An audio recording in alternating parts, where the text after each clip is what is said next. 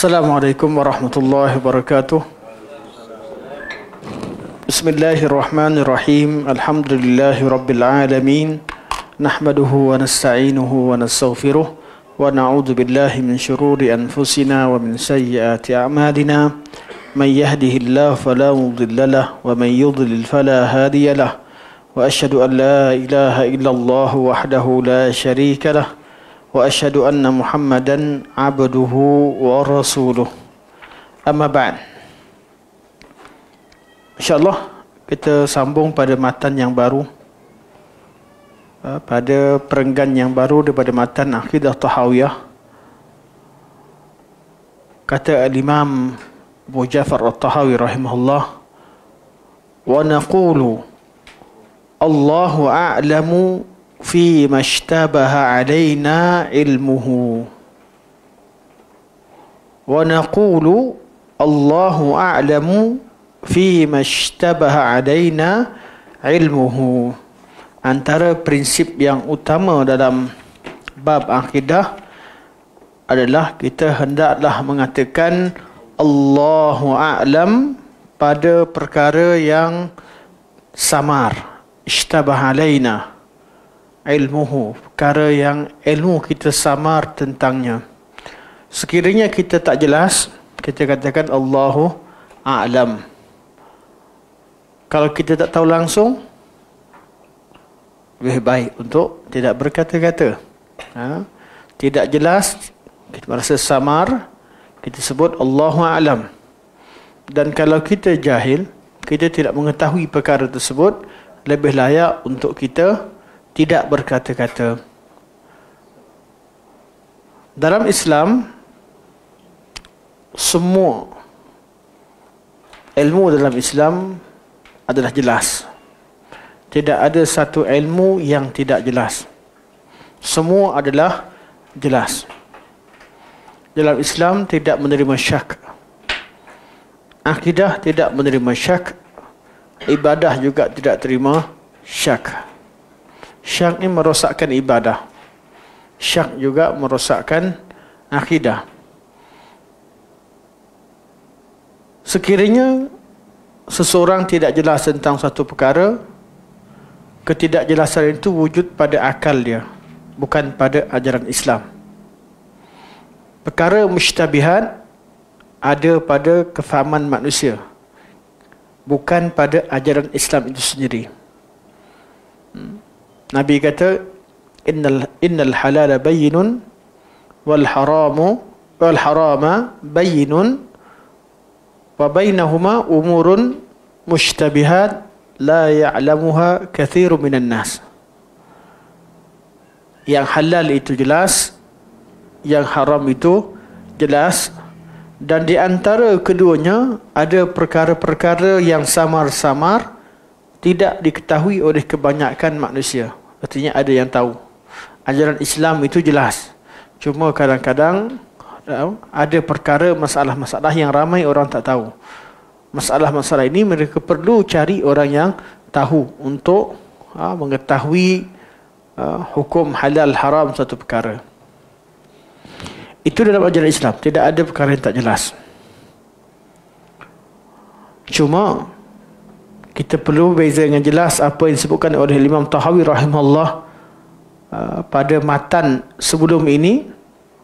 Kata beliau, wa rudda ilma mashtubiha alaihi ila alimihi. Ketika Syekh bincangkan tentang kita kembalikan urusan yang tak jelas kepada yang mengetahuinya, iaitu kepada Allah Subhanahu wa taala. Kita perlu bezakan antara perkara yang Allah Subhanahu wa taala berikan ilmu pada kita dan ada perkara yang Allah Subhanahu wa taala tidak berikan ilmu pada kita. Kerana Allah Subhanahu wa taala beritahu pada kita, wa ma utitum minal ilmi illa qalila. Kalian tidak diberikan ilmu kecuali sedikit. Dan ayat ini ayat yang datang pada ayat yang berkaitan dengan ruh. Wa yas'alunaka 'anil ruh. Qul ruh min amri rabbi wa ma utitu minal ilma illa qalila. Mereka datang tanya tentang ruh, katakan ruh itu urusan Tuhanku, kalian tidak diberikan ilmu kecuali sedikit. Jadi ada bab yang Allah Subhanahu wa ta'ala memang rahsiakan daripada kita.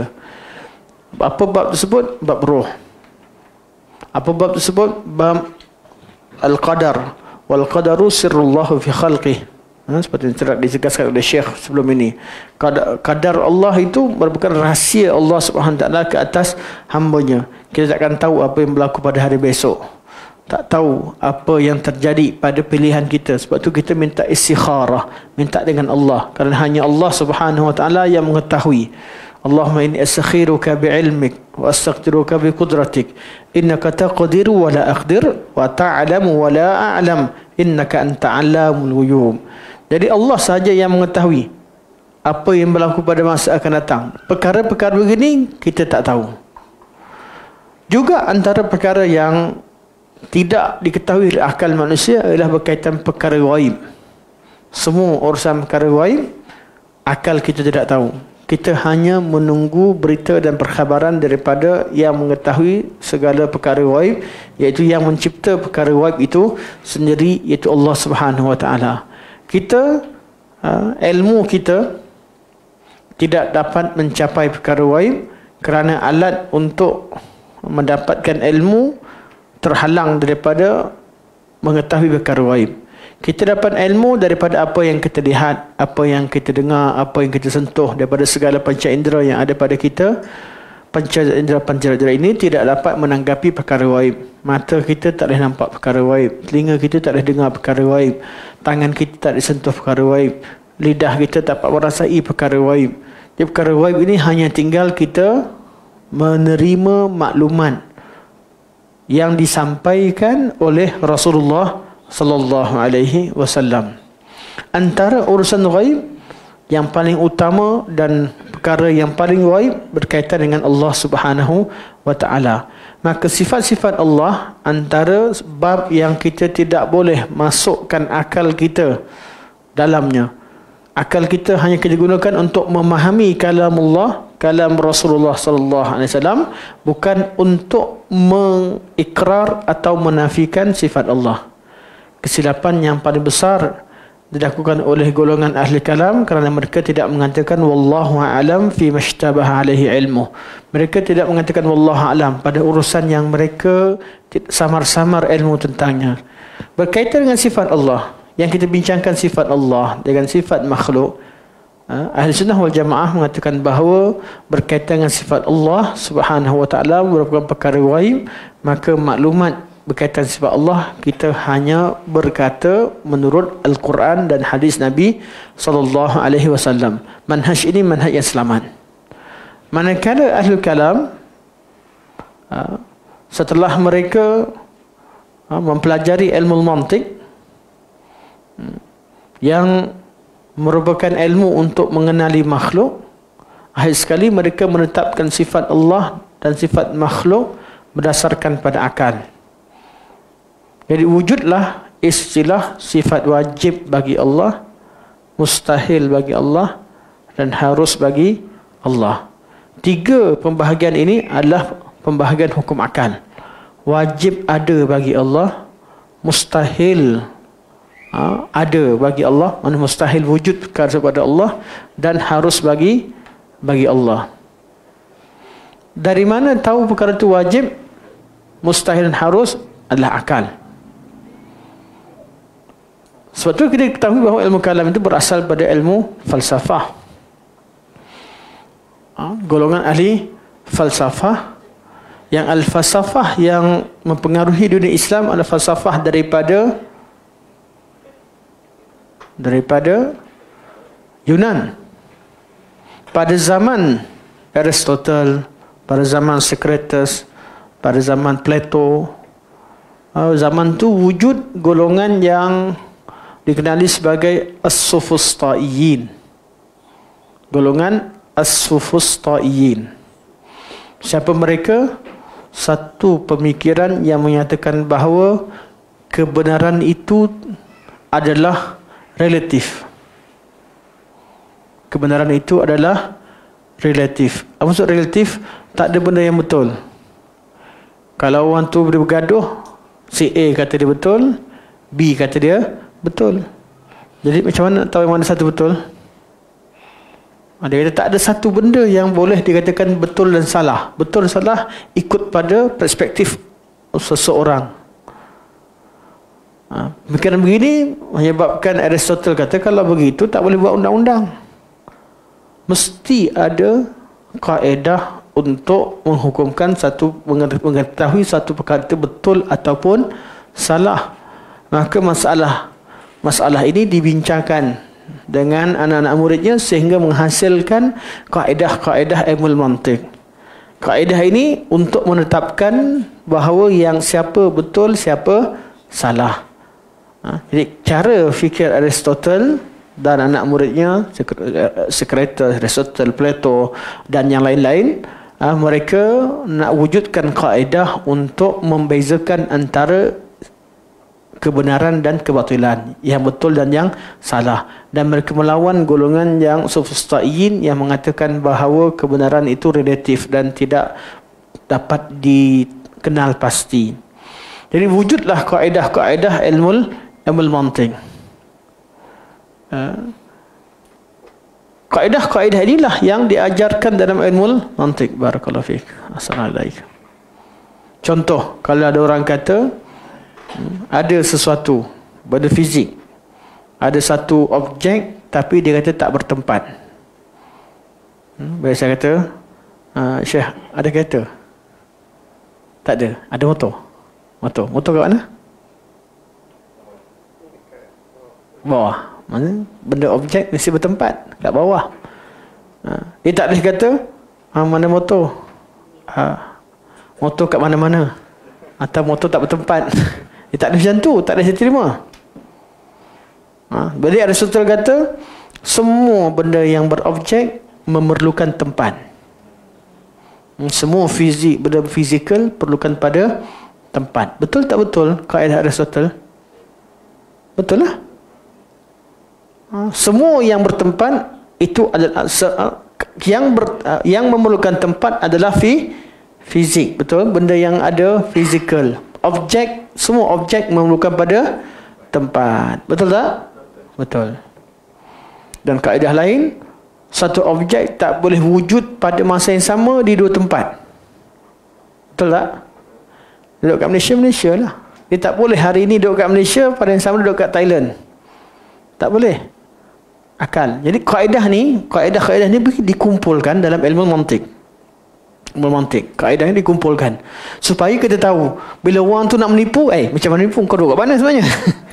Jadi kalau orang tu nak menipu tempat, ada perbincangan berkaitan dengan tempat, perbincangan berkaitan dengan masa dan sebagainya, berkaitan dengan anggota. Contoh, semua tangan adalah anggota, betul tak? Betul lah. Semua tangan itu mengandungi jari. Betul tak? Betul. Tangan itu juzuk daripada badan, jari itu juzuk daripada tangan. Betul tak betul? Betul. Logik tak logik? Logik lah. Mana boleh kata tak logik?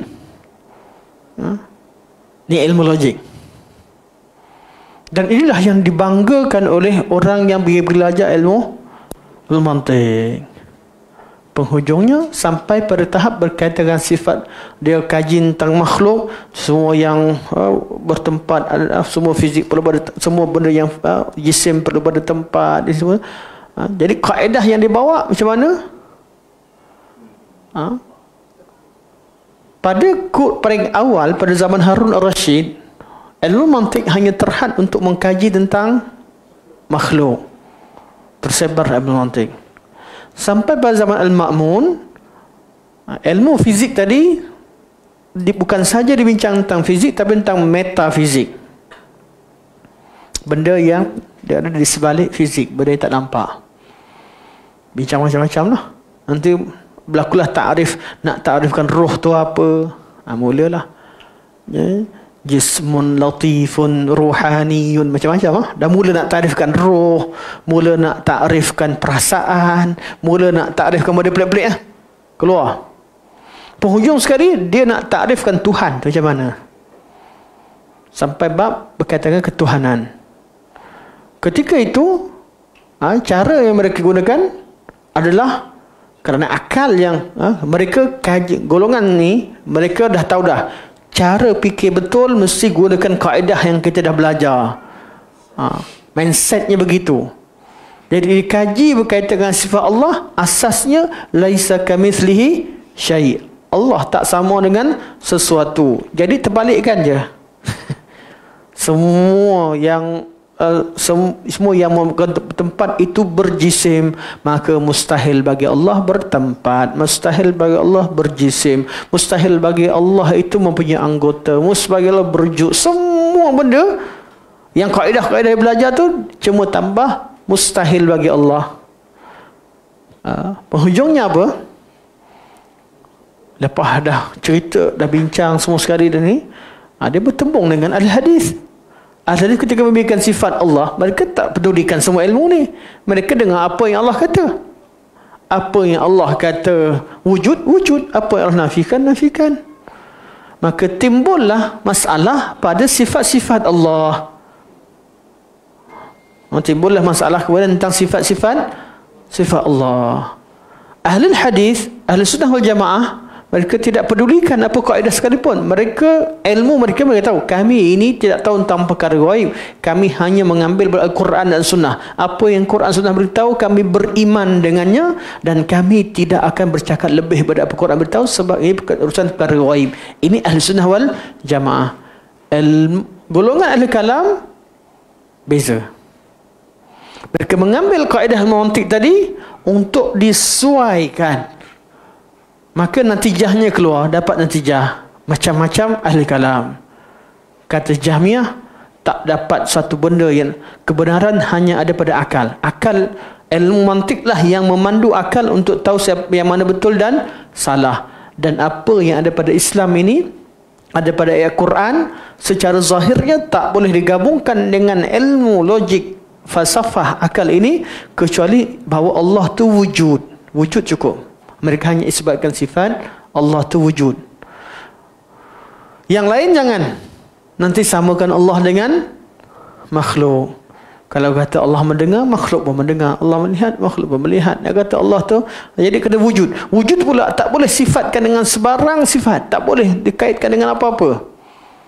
Wujud yang mutlak. Cukup kata wujud. Mustahil bagi Allah ada sifat, ada nama. Nama pun tak boleh. Jadi yang lain, ayat-ayat Allah, ada yang tolak, ada yang takwilkan dan macam-macam. Tapi mereka cuma terima Tuhan itu wujud.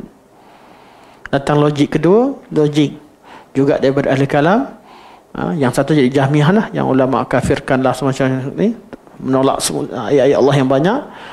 Datang yang kedua, dia kata tak bolehlah kata Allah, takkan tak terima semua. Dia pakai logik lain. Kalau nama sekadar nama tak bagus. Sama nama tak semestinya nama tu ada maksud yang sama macam sifat. Siapa manusia? Hanafi. Anta Syafi'i ke Hanafi? Syafi'i. Anta Hanafi ke Syafi'i? Mazhab? Syafi'i. Nama dia Hanafi, tapi mazhab dia Syafi'i. Jadi nama tak sebenarnya sama dengan, nama tak mengandung sifat. Ada orang nama Muhammad, terpuji, tapi sifatnya tak terpuji, terkeji. Ada orang nama dia Abdullah, sifatnya Abdul Syaitan. Hamba memang, betul lah, penyembah syaitan. Nama, jadi dia kata, logik Mu'tazilah dia kata, boleh terima nama, takkan nak tolak Quran semua. Dia berkaitan dengan Tuhan, mentauhidkan Allah, bukan saja isbatkan Tuhan wujud, isbatkan Allah wujud berserta dengan nama-namanya. Tapi syaratnya, namanya jangan isbatkan makna padanya. Memang nama itu ada makna dari segi bahasa, tapi tak boleh dikatakan makna yang terkandung dalam nama Allah itu merupakan sifat Allah. Mereka, kerana sebab itulah mereka menafikan sifat, hanya terima nama. Jadi sifat-sifat Allah semua dinafikan. Jadi nama kenapa terima? Kenapa tak terima sifat Ar-Rahman? Oh, itu dari segi bahasa, tapi hakikatnya tak boleh sifatkan Allah. Sebab apa? Tak semestinya yang memiliki nama itu memiliki sifat tersebut. Tak semestinya makna yang terkandung dia kiaskan dengan makhluk. Jadi kita kenal Allah melalui Asma'ul Husna, sifat itu kita yang bincang. Untuk ahli kalam, galangan Mu'tazilah, dia tak bincang bab tu. Dan masih ada pemikiran yang sama yang berada dalam mazhab Asy'ariyah sendiri, yang tidak mengisbatkan makna kecuali yang sesuai dengan sifat yang mereka tetapkan. Mu'tazilah tolak total sifat. Kemudian Abu Hasan Asy'ari, Kullabiyah dan sebagainya, tak diterima lah, tak akan nak tolak semua sifat Allah. Jadi logik Kullabiyah, Asy'ariyah dan Maturidiyah, kita tak ada masalah untuk sebabkan sifat. Syaratnya fokus mereka jangan sifat yang berjisim, yang sifat yang boleh dikatakan memiliki jisim. Jadi sifat yang disifatkan hanya sifat yang wujud secara makna, secara abstrak. Jadi wujudnya sifat ma'ani. Disebabkan sifat kudrah, iradah, ilmu, hayah, sama', basar, kalam. Jadi ma'ani, dia bukan dia kata sifatul ma'ani bukan sifat a'yan atau bukan sifat hissiyah, bukan sifat yang dapat dilihat, didengar dan sebagainya. Perbincangan tu timbul pada sifat kalam. Jahmiyah memang awal-awal dia tak terima sebuah sifat, sebuah nama semua ni. Mu'tazilah dia kata, kalau kalamullah macam mana? Kalau kalamullah, mustahil Allah itu berkata-kata. Kalau tak sama dengan makhluk. Kata Asy'ariyah, Kullabiyah, Asy'ariyah, Maturidiyah, mereka kata tak. Walaupun Allah berkata-kata, tapi kata-kata dalam diri Allah. Kalamun nafs. Jadi macam kita bahasa manusia kata, cakap dalam hati lah. Jadi yang Nabi Musa dengar tu suara siapa? Bagi mereka, kalau kata dengar, dah Tuhan berkata-kata, bersuara. Jadi timbullah teori suara itu suara yang diciptakan Allah, bukan suara Allah. Allah cipta suara untuk bercakap dengan Musa. Allah ciptakan suara untuk bercakap dan sampaikan wahyu pada Jibril. Cipta suara ini dinamakan sebagai Quran itu makhluk, atau kalam itu makhluk. Allah cipta. Sama ada cipta kat udara, cipta kalau pada pokok. Sebab tu timbulnya kita kata Ahlussunnah wal Jamaah senang. Allah berkata secara hakikat. Allah bercakap dengan Jibril dengan sebenarnya. Allah bercakap dengan Nabi Musa, wa kallamallahu Musa taklima. Betul-betul Allah bercakap dengan Nabi Musa AS. Yang Musa dengar suara Allah Subhanahu Wa Taala. Allah bercakap dengan Nabi Muhammad ketika Isra Mi'raj. Allah bercakap dengan hamba-Nya dari hari kiamat. Berlaku dialog antara hamba dengan Allah Subhanahu Wa Taala di hari kiamat. Sama ada bercakap ke, melihat Allah di hari kiamat, tak ada masalah. Kita terima secara hakikat, tapi kita tak tahu hakikatnya macam mana. Ini sudah senang. Tapi bagi golongan ini dia bermasalah. Bermasalah. Timbulnya teori kata Allah cipta suara kat pokok, Allah cipta suara ni, sampai ada yang terpaksa reka cerita Jibril pergi ambil Quran daripada Lauhul Mahfuz. Dia pergi salin Lauhul Mahfuz. Dah habis dah cerita Lauhul Mahfuz ni, hanya Allah yang tahu. Dah macam-macam. Bukan sahaja Jibril, lama-lama dia pun berbagi Lauhul Mahfuz, dah cerita macam-macam. Habis akidah umat Islam. Puncanya daripada mana? Mereka mendakwa, mereka mengetahui suatu perkara yang Allah tak beritahu. Betul berkaitan dengan sifat Allah, sepatutnya wallahu a'lam. Wa naqul wallahu a'lam fi mashtabaha alaihi ilmu. Kita perlu mengatakan wallahu a'lam di atas perkara yang samar-samar ilmunya. Apatah lagi perkara ghaib yang memang kita tak tahu. Wallahu a'lam sangat penting. Ilmu untuk mengatakan wallahu a'lam. Tak jelas wallahu a'lam. Tak tahu wallahu a'lam. Katakan la adri, aku tak tahu. Imam Malik duduk di Madinah Munawwarah, namanya harum dan tersebar ke seluruh dunia Islam. Maka orang daripada jauh datang ke Madinah, bawa 40 soalan ditanya kepada Imam Malik. Imam Malik jawab 4 soalan. 36 lagi kata wallahu a'lam.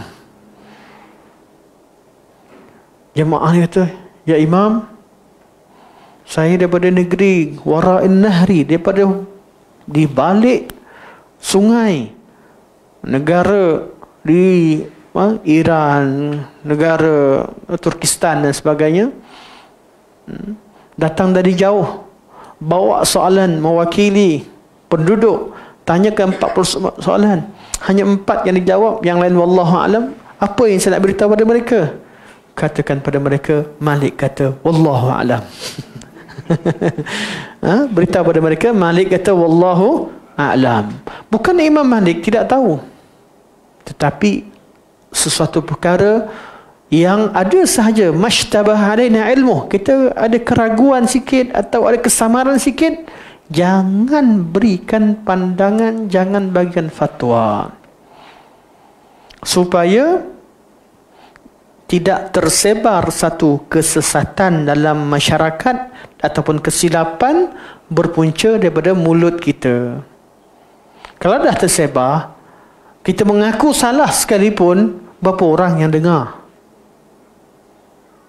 Maklumat yang salah ni, walaupun tuan dia dah minta maaf, okey, itulah yang dia mampu, itu yang sepatutnya, tetapi kesan buruknya masih kekal.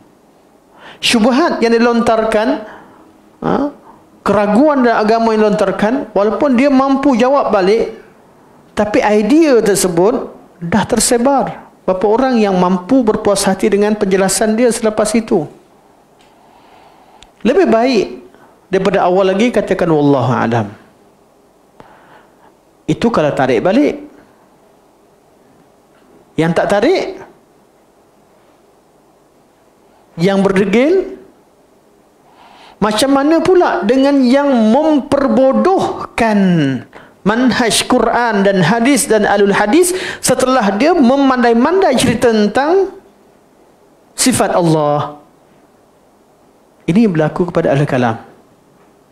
Setelah mereka membincangkan tentang sifat Allah mengikut akal, sifat makhluk ikut akal, mereka paksa ayat Quran untuk sesuai dengan mereka.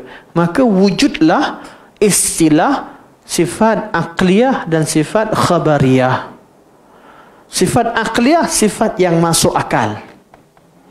Sifat khabariyah, sifat yang ada pada khabar Al-Quran dan Sunnah tapi tak masuk akal, iaitu tak boleh digabungkan dengan ilmu falsafah. Sedangkan mereka yakin bahawa falsafah mantik ini takkan salah.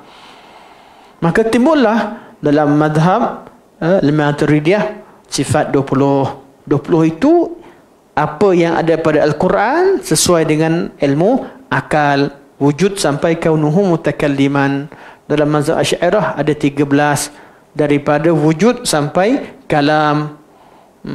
Sebahagiannya hanya ambil sifat ma'ani, 7 sifat, khilaf sifat al-idrak yang ada pada Al-Maturidiyah, tambah sifat al-idrak jadi 8. Selain pada al-ilmu ada al-idrak.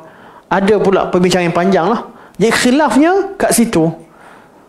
Dalam keadaan semua ahlul kalam sepakat bahawa sifat khabariyah tidak boleh diimani dengan zahirnya. Ayat Allah begitu banyak. Bila bertentang khabariyah, artinya ada kat Al-Quran, ada kat hadis, tetapi bertentangan dengan kaedah akal. Mereka jadikan ayat ini dengan letakkan ayat ini sebagai kategori, sebagai ayat yang mutasyabihat. Wujud kalam ini mengkategorikan ayat-ayat khabariyah, iaitu ayat-ayat yang menerangkan sifat-sifat Allah Subhanahu wa taala sebagai mutasyabihat. Ini jenayah ilmu yang dilakukan oleh ahli kalam. Adakah ayat tak jelas makna? Mana tak jelas? Mereka pun kata zahir. Mereka pun kata maknanya zahir, maknanya jelas. Mana pula tak jelas? Adakah tak ada makna? Takkan tak ada makna. Maknanya zahir. Tak ada kat ayat Quran, ada kat Quran. Tak ada kat hadis, ada kat hadis. Betul bila ada cadangan, Ustaz lagi dah debat dengan ahli kalam. Debat buat apa? Dia bukan masalah. Dia ahli kalam bincangkan tentang hadis. Masuk akal ke? Prinsip pun dia langgar sejak pada awal.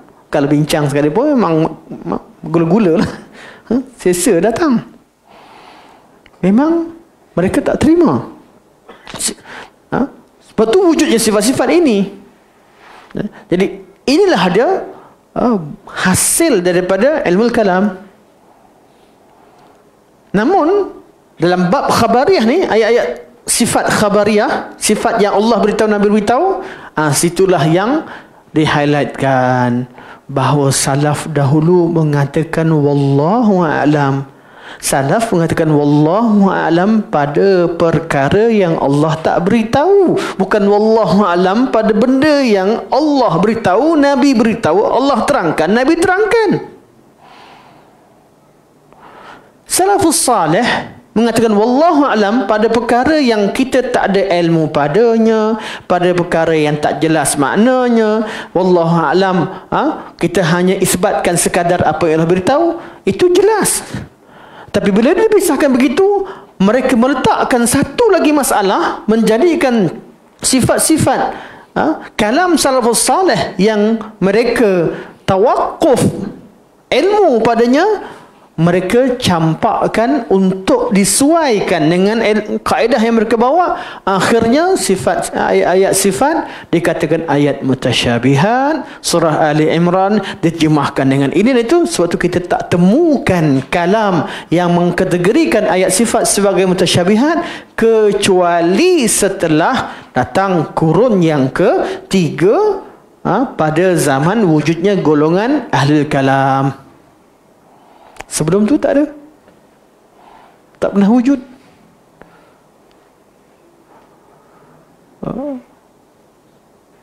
Dan ilmu ini disebarkan secara paksa dan meluas.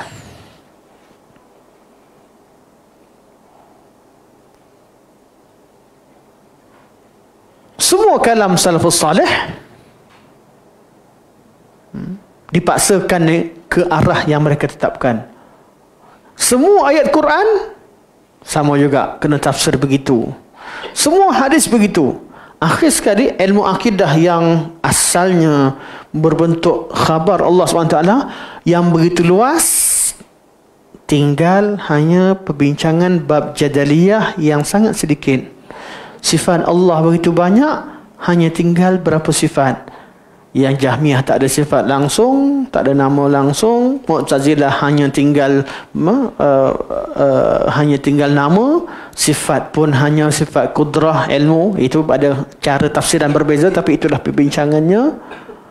Bab tauhid, sifat Allah yang begitu banyak, nama-nama Allah, asma Allah, sifat Allah, af'alullah, mana perbuatan Allah, ahkamullah, berkaitan dengan hikmah-hikmah di sebalik perbuatan Allah, hukum qadar Allah, hukum syarak Allah Subhanahu wa taala, berkaitan dengan ini baru urusan tentang asma sifat, berkaitan dengan tauhid ar-rububiyah, dalil khalq, dalil taswiyah, dalil yang dalil takdir, dalil afaq, dan semua tak dibincang habis, tak ada kat ilmu tauhid. Sampai pada bab amalan yang berkaitan dengan akidah, berkaitan dengan sihir, berkaitan dengan tangkal, berkaitan dengan ruqyah, berkaitan dengan tangkal dah, berkaitan dengan azimat, berkaitan dengan banyak yang dalam bab uluhiyah ni tidak wujud dalam silibus ilmu kalam. Tak wujud. Orang belajar tauhid, dia belajar tentang Allah berkuasa sebagainya. Bila sampai bab tangkal, pakai tangkal juga, tapi Allah yang berkuasa. Kan dah salah. Sebab apa? Silibus tak wujud, tak bincangkan. Kita cerita tentang yang memiliki hati manusia hanya Allah Subhanahu wa taala. Hati manusia berada antara dua jari Allah. Allah bolak-balikkan hati dia. Datang sebahagian daripada orang awam sebab tak belajar, dia nak islamikkan ilmu sihir yang dia belajar tu. Sihir tak boleh. Mana boleh nak buat ayat pengasih, nak ilmu pengasih dan sebagainya. Ya macam mana Islamikkan? Cari ayat Quran sebagai ayat pengasih. Last sekali, konsep pengasih tak wujud dalam Islam. Kita berdoa kepada Allah Subhanahu Wa Taala. Kita cari jalan, kita nak usaha satu benda dengan sama ada jalan, dengan asbab kauniyah, asbab syariah yang tapi tak wujud, mereka tak belajar. Yang tinggal apa dia? Diislamikkanlah apa yang ada dalam amalan, maka wujudlah cara sihir yang Islamik, cara yang Islamik, ini Islamik, itu Islamik. Sihir Islamik apa dia? Dulu buat lambang-lambang tangga, sekarang bismillah. Tapi bismillah dia terbalikkan. Ini dulu, ini itu. Pengamalan dalil-dalil sunnah tak siapa. Macam sebab wujudnya banyak perkara yang pelik-pelik dalam masyarakat. Puncanya kenapa? Silibus tauhid hanya terhad pada perbincangan jidal. Orang awam hanya disuruh hafal. Cukuplah hafal sifat 20. Cukuplah hafal sifat ni. Tak payah belajar yang lain. Sebab tu kaedah ni kaedah yang tak tepat. Anda minta maaf lah kalau biasanya kita cakap kat belakang, hanya cakap kat kelas terus. Kaedah ni kaedah yang tak tepat. Kesian masyarakat. Kita tak tahu, mereka tak tahu bahawa ramai yang terkejut. Sebab tu bila nak cerita tentang ilmu kalam, orang kata, habis macam tu macam mana nak buktikan Tuhan tu wujud? Dia kata, dia ingat buktikan Tuhan wujud hanya ada pada ahli falsafah nak bincang dari hudus. Allah Subhanahu wa ta'ala terangkan dalam Al-Quran, sabbih isma rabbikal a'la alladhi khalaqa fasawwa walladhi qaddara fahada walladhi akhrajal mar'a faja'alahu ghutha'an ahwa. Sabbih isma Iqra bismi rabbikal ladzi khalaq khalaqal insana min 'alaq Iqra wa rabbukal akram alladzi 'allama bil qalam 'allama al insana ma lam ya'lam. Dalil afaq, afala yanzuruna ila al ibili kaifa khuliqat, tentang khalq yang menjadi tajuk utama dalam tauhid ar-rububiyah yang begitu luas ayatnya, beribu ayat-ayat kauniyah. Mana pergi? Tidak dibincangkan. Seolah-olah ahli kalam lah yang mengisbatkan Tuhan wujud. Tidak, ahli kalam tidak isbatkan Tuhan wujud. Dia cuma lawan falsafah isbatkan Tuhan wujud. Tapi ahli kalam yang menafikan. Kalau ada orang i'tiqad Tuhan itu wujud secara fitrah, yang wujud dalam dirinya, ataupun secara taklid ikut Al-Quran dan Sunnah, mereka khilaf sah atau tidak iman orang tu. Kalau ada, antum tak belajar dalil hudus, cuma tahu Tuhan tu wujud, apa buktinya? Hanafi? Anda ustaz? Yakin Allah wujud? Apa dalil? Apa? Tak tahu? Mana boleh? Kan ikut kaedah dorang. Tak ikut kaedah, entah betul-betul. Entah tahu tak tahu? Apa dalil Tuhan tu wujud?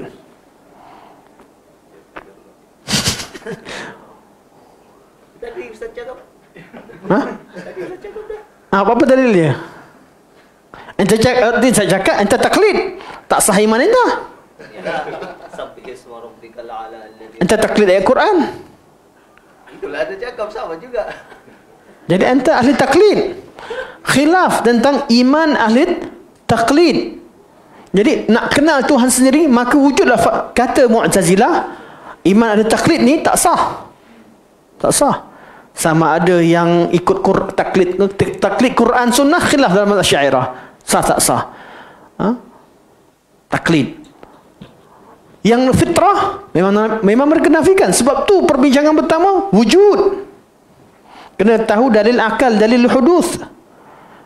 Kita kata Allah tu pun wujud dah ada kat fitrah. Fitrah dia marah pula kita kata fitrah. Allah di atas tu fitrah, marah pula kita.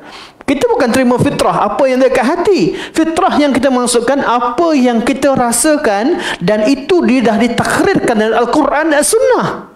Fitrah kita bukan bebas apa kita rasa macam tu. Macam Ustaz Nodrus sebut tu. Tak pernah sebut nama dia, geram.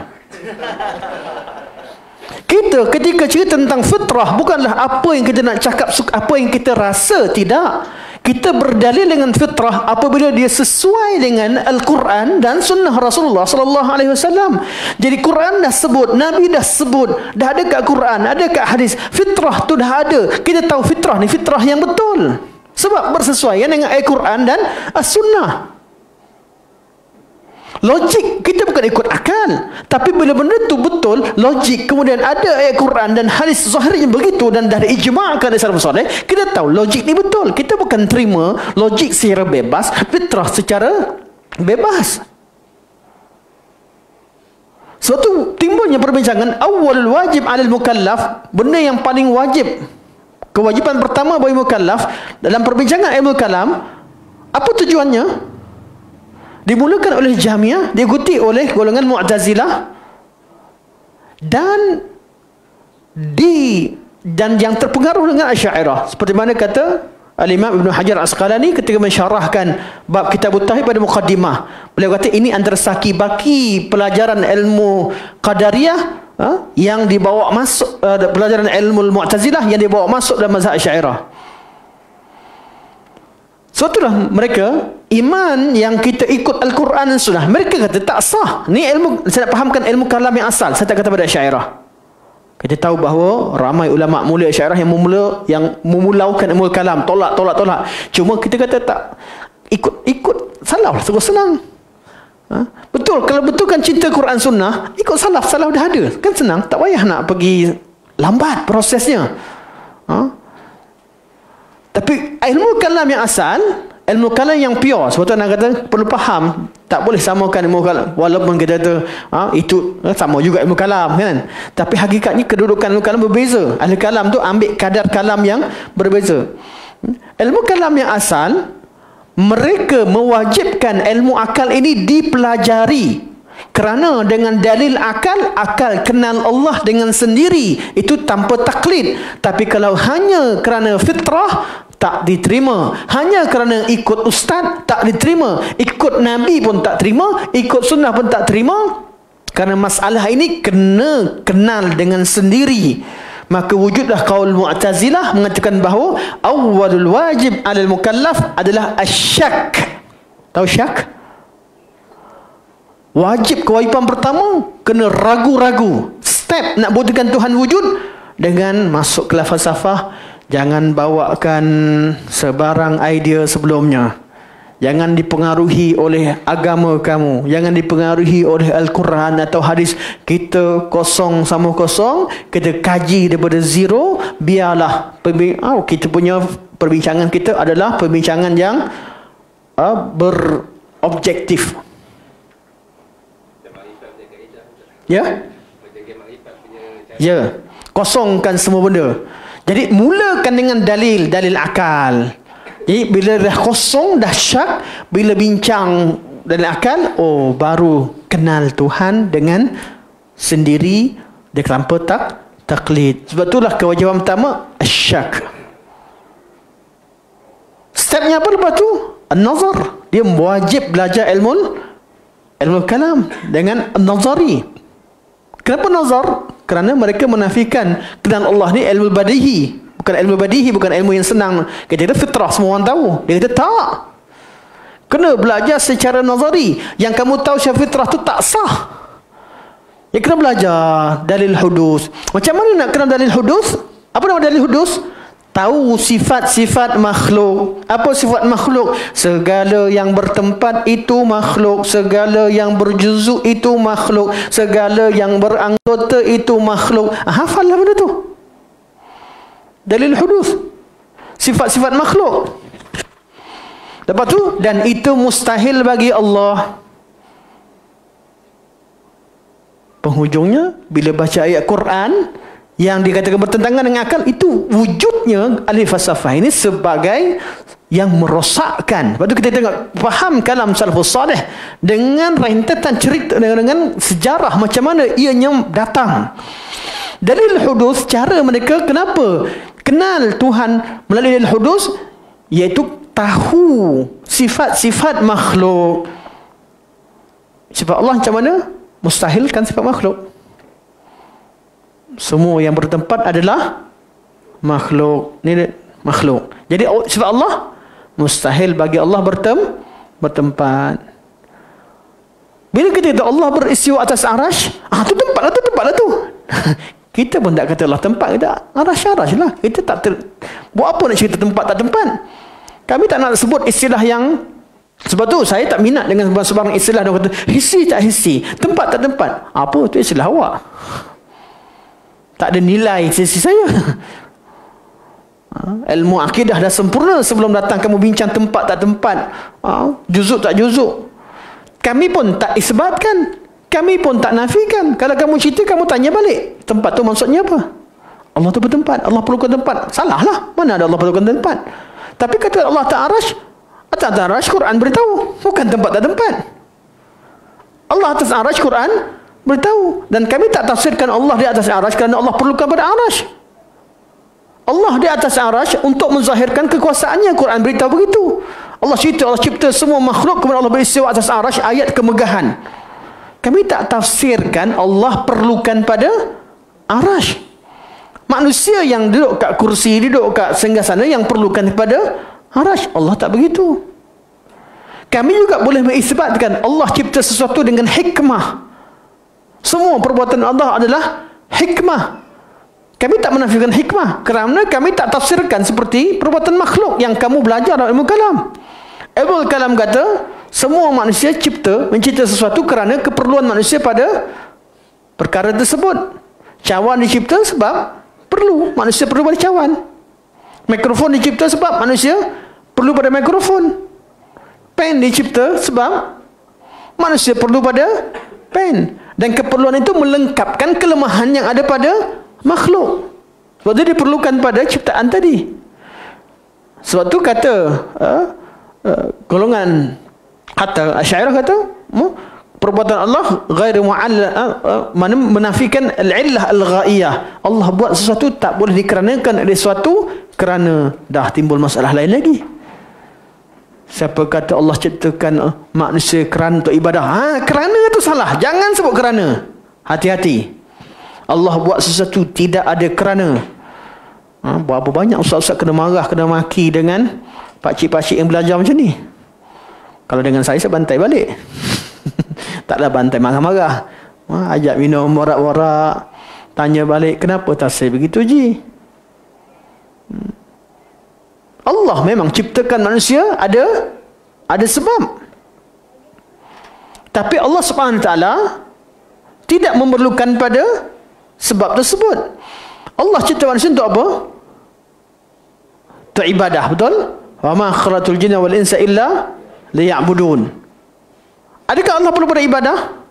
Tak. Ibadah tu ada tak hikmahnya?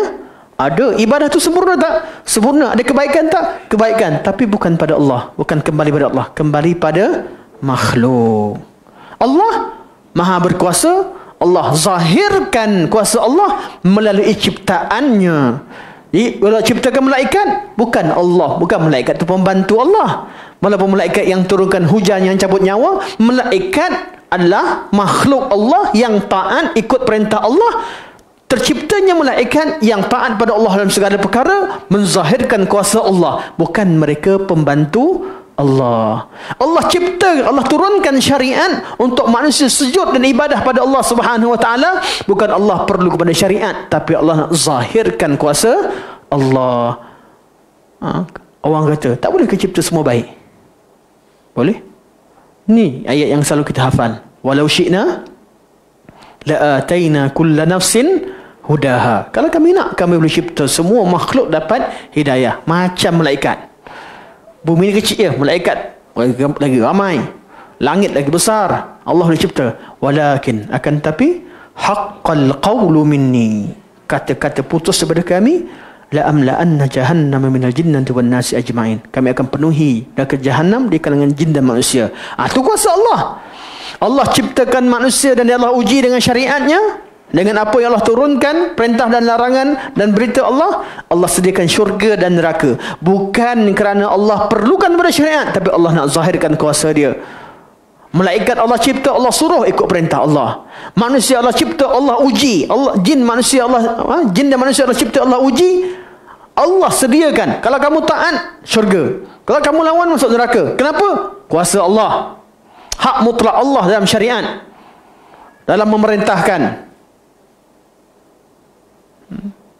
Jadi semua ayat, semua perbuatan Allah, kita isbatkan illah, pada masa sama kita isbatkan kesempurnaan bagi Allah.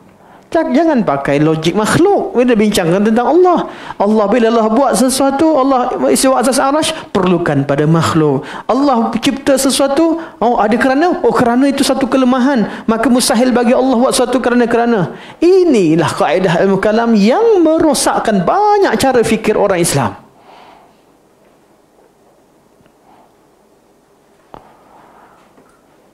Perbincangan makin detail, makin, kalau kita tengok sejarah ni, kadang-kadang kita dah belajar ni, kita makin geram ada. Tapi tengok balik, mereka tak tahu, sebabnya mereka cuba mentanzihkan Allah Subhanahu Wa Taala, nak sucikan Allah. Datang perasaan kesian balik, taklah, janganlah marah sangat.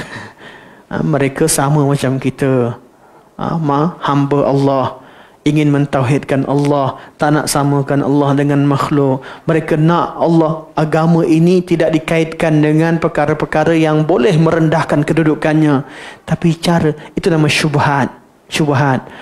Dalam keadaan kita lihat kepada kesilapan-kesilapan, kita marah. Pada bila lihat balik pada tempat yang lain, rupanya mereka ada syubhat. Nak tak nak, kita kena berdakwah, kena sampaikan, slow talk, beritahu, kena pujuk. Kena berhentikan pun tak apalah, terima kasih. Mesej lagi. Kadang-kadang rasa diri hina. Tak perlu pun kita tanya. Hina dengan apa? Nak pujuk orang so percaya apa saya beritahu. Kadang-kadang timbul benda. Ya, tak apa. Hina kerana agama Allah tak apa. Tapi jangan hinakan agama Allah. Jangan hinakan agama Allah. Sebab tu tak boleh dalam beragama ni memandai-mandai, bercakap tentang sesuatu perkara yang kita tak ada ilmu padanya. Sebab tu urusan akidah, asasnya, urusan perkara ghaib, asasnya apa? Iman, bukan nazar, bukan lihat. Alif Lam Mim. Dzalikal kitabu la raiba fihi hudal lil muttaqin. Siapa mereka? Alladzina yu'minuna bil ghaib. Sifat mereka pertama, beriman yang perkara ghaib. Kalau tak, timbullah tentang ahli kalam. Kalau Allah Subhanahu Wa Taala di atas bumi ni bulat, ya, dia bawa lah guli ke? Mana guli? Tak ada. Bawa benda bulat. Tuhan kat mana? Ada mula. Dia ambil, bumi ni kan bulat, Tuhan kat mana? Duk cerita benda-benda macam tu. Itu yang timbulnya tentang, saya tak ingat dah apa yang nak jawab dah itu. Tapi benda pelik-pelik, fikrah tu timbul. Ada yang menafikan Allah SWT turun sepertiga malam. Kalau dia sepertiga malam, habis Allah turun terus-menerus lah. Dan malam berubah. Satu tempat berpusing. Dia ingat kaifiah dia, kita tahu semua benda. Allah beritahu, percaya je lah. Betul, anak selalu bawa balik tentang berkaitan dengan malaikat turun pada Lailatul Qadar. Orang cakap macam ni, tanya balik, percaya tak Lailatul Qadar? Lailatul Qadar tu start kat mana? Dia malaikat turun naik balik-balik Jepun dah siang, Pakistan baru nak start solat tarawih. Saudi, Jepun dah siang, Saudi baru nak masuk malam. Eropah semalam lagi. Masih ada hari semalam. Dia pusing habis. Kalaulah perkara ghaib dijadikan akal kita sebagai pengukur, macam ahli kalam buat, rosak agama. Syukurlah orang awam tak faham. Dan itu pun mereka kata, ilmu syukur orang awam tak faham. Orang awam tak payah masuk campur. Baguslah tu. Tapi yang pergi masuk dah ni memeningkan orang.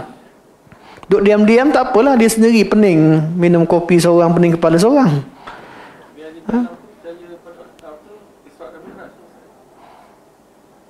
Percaya. Tapi tempat yang tak sesuai, takwil. Percaya pada Quran. Tempat tak sesuai, takwil. Sebab tu takwil ni senjata yang utama lah. Kalau takwil ni apa pun boleh takwil. Sebab benda yang dia nak, dia dah ada dah. Dia dah kata, sebab tu ada satu masjid, bila ada video nak jawab, siapa yang Akmal hantar itu kan, viral sikit lah, tak bukanlah viral betul. Ada di kalangan orang-orang agama ni, dia kata, Ustaz, saya nampak muka Ustaz lah kat video. Saya kata, habis video apa pula ni? Ada satu masjid, kenal lah, saya rapat lah dengan haji tu. Ustaz kata Allah Subhanahu Wa Taala atas arash. Betul ke Ustaz? Nampak macam clear Ustaz sebut tu, kenyataan Ustaz jelas. Saya kata, bukan saya cakap, Allah cakap. Saya mana tahu tentang Allah? Jawapan saya lah, saya tak tahu tentang Allah, tapi Allah yang cakap, Nabi yang cakap. Mana boleh saya cakap suatu benda yang Allah tak beritahu, Nabi beritahu? Itu betul juga. Saya tanya Haji balik.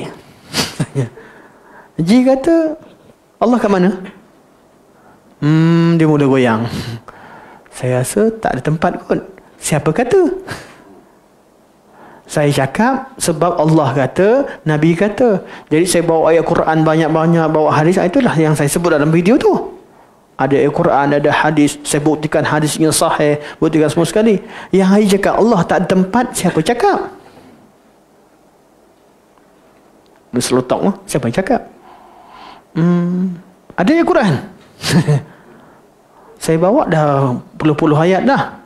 Kalau ikutkan Ibn Qayyim kata ada 1000 ayat. Ada Nabi beritahu. Satu teks Nabi beritahu Allah tak bertempat. Ada sahabat beritahu. Ada tabi'in beritahu. Ada tabi'in tak beritahu. Beritahu ada. Tabligh Atba' beritahu. Tak ada. Siapa beritahu? Entahlah Ustaz. Saya cerita tentang hadis Muslim, macam-macam persoalkan hadis ittirab lah semua sekali. Saya bawa ayat Quran, bawa hadis. Yang awak cakap tak ada langsung kenyataan daripada mana hadis, tak nak persoalkan diri sendiri. Sebab tu saya tak suka untuk bercakap dengan mereka yang begini. Saya fahamkan awak tak ada dalil, sepatutnya bawa soalan tu, tanya diri sendiri. Kita perlu ada izzah dengan sunnah. Perlu kita ada sifat megah dengan sunnah. Kita ada dalil Al-Quran dan sunnah. Kalau mereka, kita kata Allah istiwa atas arash, ini dalilnya. Kalau kamu kata Allah tak ada di mana-mana, atau ada di mana-mana, mana dalilnya Quran sunnah? Kalau tak ada Quran sunnah, jangan mengaku ahli sunnah. Bawa kenyataan tu, buktikan. Jangan persoalkan dalil kami, yang kami dah bawa Al-Quran begitu banyak, hadis begitu banyak, dengan dalil zahir, persoalkan macam-macam. Yang awak buat, satu dalil ada atau tidak? Kerjanya menafikan dalil. Sebab tu salafus salih tolak mereka begitu saja. Zahirkan kejahilan yang ada pada mereka. Zahirkan kedangkalan dalam cara fikir mereka. Zahirkan mereka memang tak ada dalil. Jangan bagi ruang untuk mereka bincang tentang dalil begitu banyak sedangkan mereka belum iktiraf. Hujung-hujung kita syarahkan sekalipun, oh hadis ahad tu tak pakai dalam akidah. Tak habis. Tak buang masa kita. Itu cerita sahih tak sahih, iktiraf tak iktiraf. Sahih sekalipun dia kata hadis ahad, kami hanya terima yang mutawatir dalam akidah. Bagus juga. Berhati-hati. Quran mutawatir. Terima tak terima? Ayat Quran bukan tak ada. Quran ni mutawatir. Terima tak terima? Oh, mutawatir. Subut.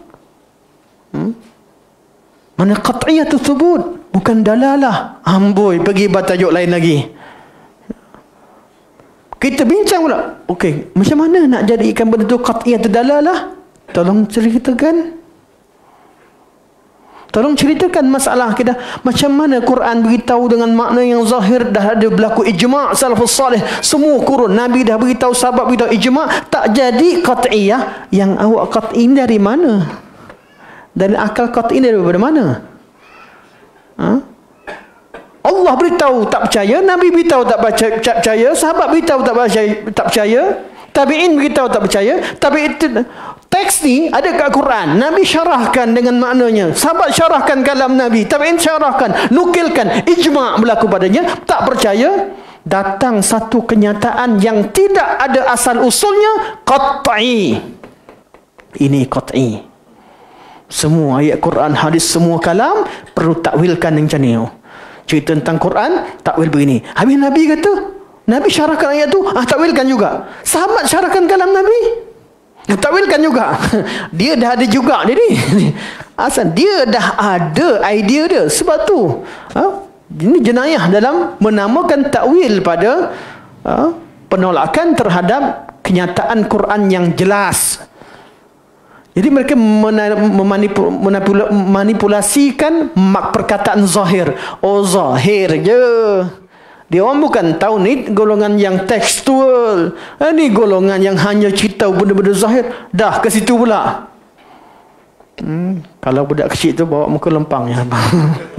Tapi kita tak mampu je. Dan saya dengan jujur, bab ni kalau buka jadi marah. Marah semangat lah. Tak ada nama pun. Kita tahu.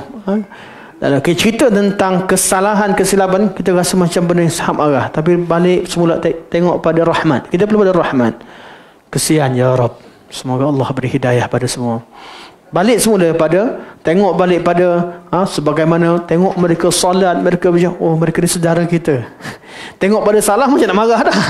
Tengok pada solat, tengok pada hafal Quran, tengok pada zakat. Ya Allah, rahmat Allah. Allah Subhanahu Wa Taala berikan kita faham bab sunnah ni, syukur pada Allah.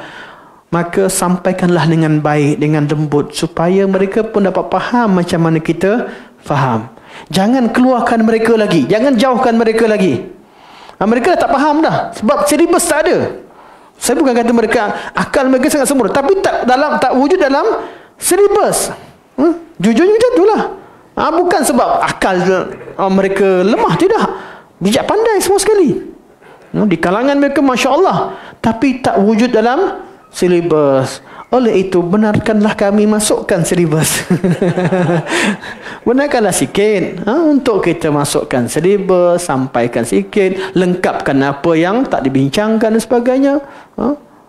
Bawakan kita bertauhid, cerita tentang silibus. Mana ada buku kat sekolah, mana ada cerita pasal tangkal semua sekali? Tak ada kan? Kita belajar Quran Sunnah ke, belajar ilmu syariah Islamiah ke, pendidikan Islam ke, banyak benda yang tak ada yang sedang sepatutnya. Benda itulah yang dipahamkan kat budak-budak. Dan sekolah menengah lagi, jangan cikgu pula bagi formula untuk tundukkan hati laki kau macam mana.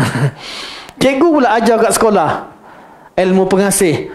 Oh, ilmu dapat pada Tok Imam. Imam pula yang bagi. Itu masalahnya. Ilmu pengasih lah, penunduk lah, ilmu nak amalkan tangan taman berbisa, badan kebal. Jadi benda-benda macam ni yang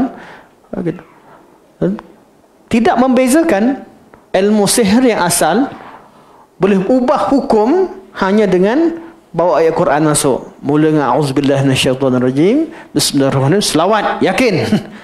Oh, dah ubah hukum semua sekali. Tak, kita kena faham daripada asas agama ini. Hari ini celoteh. Tapi itulah ilmu. Puncanya tidak mengatakan wallahu alam pada perkara yang Allah Subhanahu Wa Taala tidak berikan ilmu pada kita atau kita samar-samar. Jadi ahli sunnah selamat kat mana? Apa yang Allah beritahu mereka beriman, isbatkan. Apa yang Allah tak beritahu, mereka katakan wallahu a'lam. Kerana bab akidah, bab tauhid ni, bab berkaitan perkara ghaib dan sebagainya, kita tak akan dapat makluman dengan diri sendiri, hanya melalui wahyu, hanya melalui Al-Quran dan Sunnah. Mereka tak ada masalah lah, jangan risaukan mereka. Mereka boleh dapat ilmu laduni direct daripada Tuhan ke, boleh mimpi, mereka macam-macam sumber dia orang. Pedulikan dia orang. Dia orang boleh naik Sidratul Muntaha, boleh tengok apa yang tercatat di Lauh Mahfuz. Mereka boleh mimpi jumpa Nabi setiap malam. Kita kena kaji dulu. Satu hadis jumpa Nabi, hadis tirab lagi kena. Hadis Sahih Muslim tirab. Mereka mimpi boleh apa boleh. Pedulikan. Yang penting kita tahu agama kita, kita beragama dengannya, Allah akan tanya pada kita, bukan tanya tentang apa yang ada pada mereka. Banyak lagi. Dalam keadaan kita kenal, jangan bangga pula. Banyak tanggungjawab yang kita belum laksanakan. Sibukkan diri dengan lengkapkan diri kita. Lengkapkan diri kita. Banyak kitab penting kita tak baca lagi. Banyak ayat Quran yang kita tak hafal lagi. Yang dah hafal tu tak lancar lagi. Yang tak hafal tu hafal lah. Yang ada tak pandai baca lagi. Yang baca tak ada tajwid lagi. Macam-macam. Jadi sibukkan dengan sempurnakan diri sendiri. Dan itulah orang ahli sunnah sebenar. Ahli sunnah sebenar, lepas kita tahu, bersyukur di atas nikmat Allah berikan pada kita sunnah. Kita takut dicabutkan kefahaman ini atau dibolak-balikkan hati kita. Kita risau kan, dalam bab nak debat-debat, lama-lama pening sendiri. Lepas tu saya tak galakkan banyak berdebat dengan golongan ini, walaupun kita yakin kita betul dan kita, tapi tak payah sibuk sangat dengan debat. Lama-lama tak boleh nak jawab. Awak tak ada jawab, tapi awak sangka Islam tak ada jawab, atau sunnah tak ada jawab. Nanti ni orang sunnah tak pernah dengar ni hujah ni. Keluar lagi kataan macam tu. Sebab yang tak boleh jawabnya kita. Sebab tu kenapa sibuk dengan syubhat. Tak payah.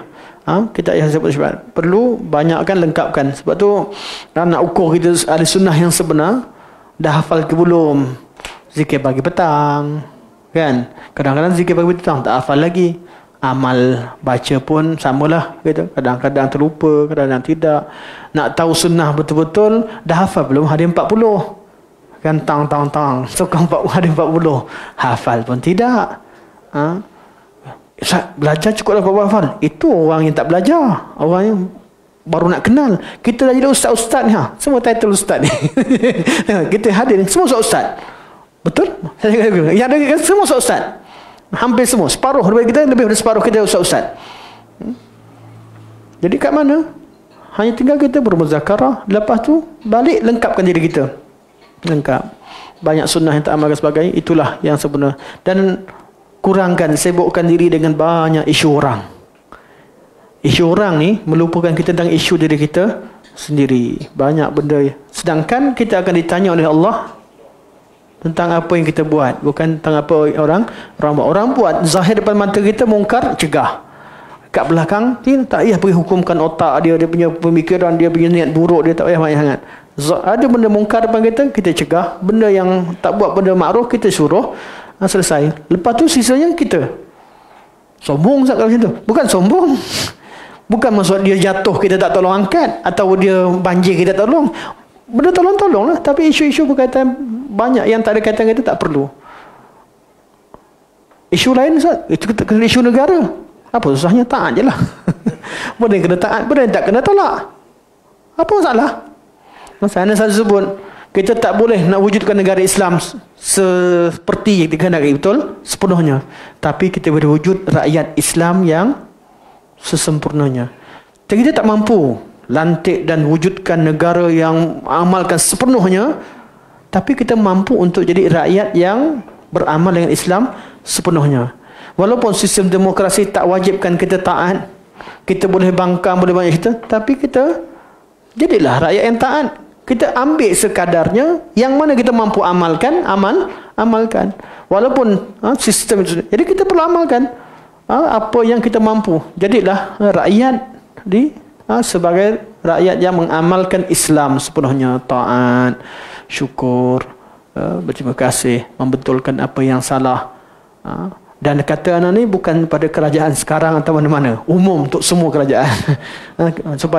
supaya kita ulang-ulang balik. Kadang-kadang orang kata ni apa, macai ke? Tak tahulah, banyak sangat istilah, tak tahu mana satu kena.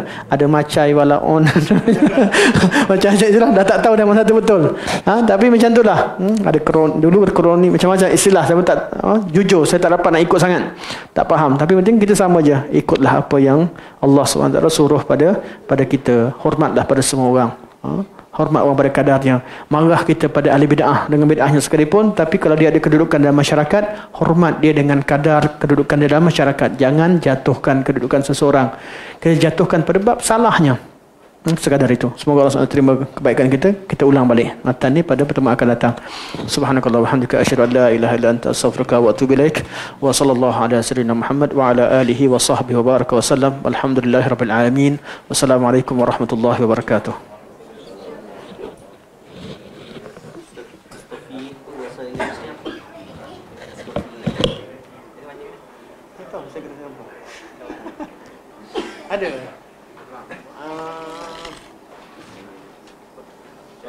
Ustaz cakap tadi kan